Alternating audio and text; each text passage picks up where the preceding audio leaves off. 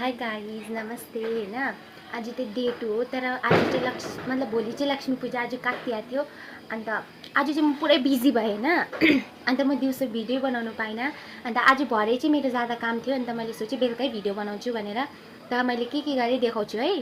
अनि त्यसको बाद चाहिँ मैले कलर गर्नु थालेँ होइन अनि कलर गर्दा गर्दा चाहिँ यसो याद आयो त्यो बिचमा त बनाएकै थिइनँ रहेछु अनि फेरि दिदीलाई सोधेँ अनि दिदीले पत्ताभित्रैबाट थोरै लाठी हुन्छ भनेर भन्न थाल्नुभयो हो।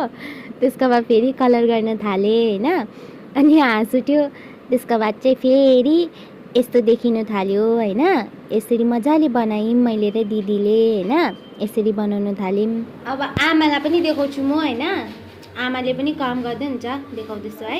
सम्झना भोलिको लागि म तयारी गर्दैछु लक्ष्मी पूजाको लागि।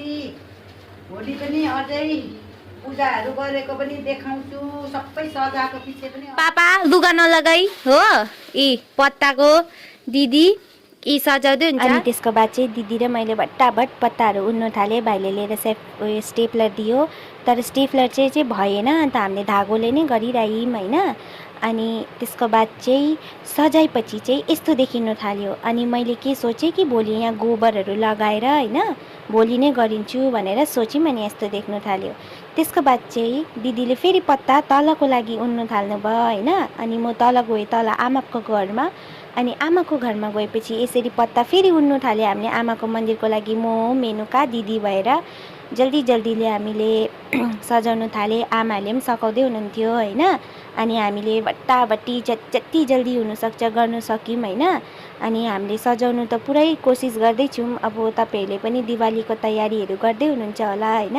भोलि त लक्ष्मी पूजा हो अनि सजाउँदै हुनुहुन्थ्यो दिदीले अनि भाइ र दिदी जिस्काउँदै हुनुहुन्थ्यो एक दुस्रेलाई। दिदीले पनि भट्टाभट्टी बनाउँदै हुन्थ्यो तल रुममा सजाउँदै हुन्थ्यो अनि सजाउँदा हाम्रो आमा आइपुग्नु भयो। अन्त आमाले के भन्नुहुन्छ अब होइन तपाईँहरूले पनि सुनिदिनुहोस् अब।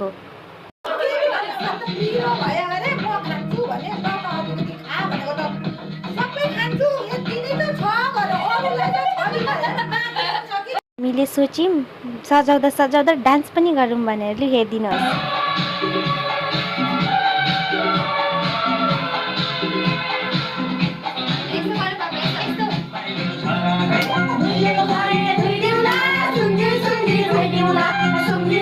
अनि यसमा चाहिँ के भयो भन्दा नाच्दा हाम्रो मेनुकाले सुङ्गी सुङ्गी दुई दिउला भन्दै थियो।